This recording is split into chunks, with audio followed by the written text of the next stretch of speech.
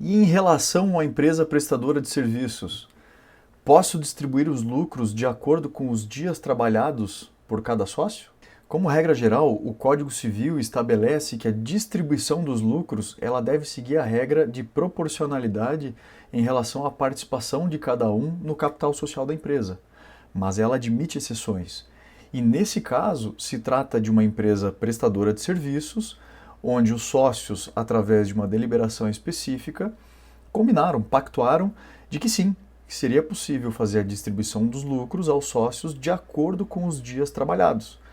E a decisão, essa divergência, na verdade, chegou até o STJ para que houvesse aí análise do caso e a decisão saiu agora no ano de 2025. E a gente vai ver agora na íntegra a ementa desse acórdão de 2025 que trata sobre a distribuição desproporcional de lucros em relação aos dias trabalhados por cada sócio. Nesse caso, uma empresa prestadora de serviços.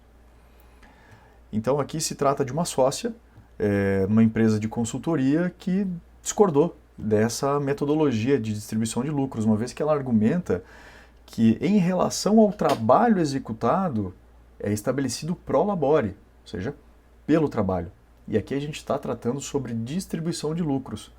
Mas os ministros entenderam que, de acordo com a interpretação da legislação, como se trata de uma empresa prestadora de serviços, sim, é possível que se estabeleça uma distribuição desproporcional por dias trabalhados, desde que não haja exclusão da participação dos lucros desse sócio. Então aqui eu fiz o destaque no acórdão, já mencionando os artigos 1007 e 1008, e aqui em destaque, sim, ele admite que haja estipulação desde que não implique na exclusão de sócio de participação nos lucros e perdas. Então, nesse caso, a maioria dos sócios acabou deliberando justamente por esse novo critério de cálculo da distribuição dos dividendos. Então, o critério seria justamente proporcional aos dias efetivamente trabalhados por cada sócio, passando a distribuição dos lucros ser correspondente aos dias de efetivo labor. Então eu vou trazer para vocês também a manifestação do ministro relator do caso. Organizada para a prestação de serviços de gestão empresarial, portanto, é uma sociedade de serviço especializado, né, em gestão empresarial, deliberou adotar novo critério de cálculo de distribuição de dividendos, pautado não na participação no diminuto capital social R$ 1.000, mas sim proporcional aos dias efetivamente trabalhados por cada sócio, passando a participação nos lucros a ser correspondente aos dias de efetivo labor. Não houve, assim, exclusão absoluta de sócio ao recebimento dos lucros e participação nas perdas, e, por conseguinte, não há violação ao artigo 1008 do Código Civil. Apenas se obriga que o sócio passe a trabalhar efetivamente para receber seus dividendos.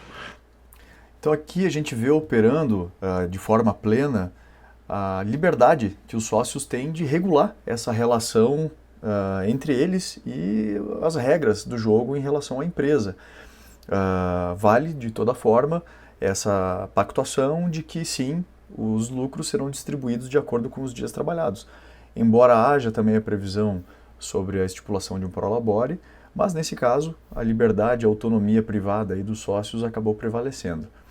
É importante fazer um disclaimer que aqui a gente não está trabalhando sobre as hipóteses de incidência de tributação, não é mesmo? Então eu deixo aqui uma pulga atrás da orelha de vocês, porque existem hipóteses que o fisco estadual pode entender sobre a incidência do ITCMD em relação à distribuição de proporcional de lucros, sem que haja uma justificativa negocial. Da mesma forma, a questão do prolabore, não é?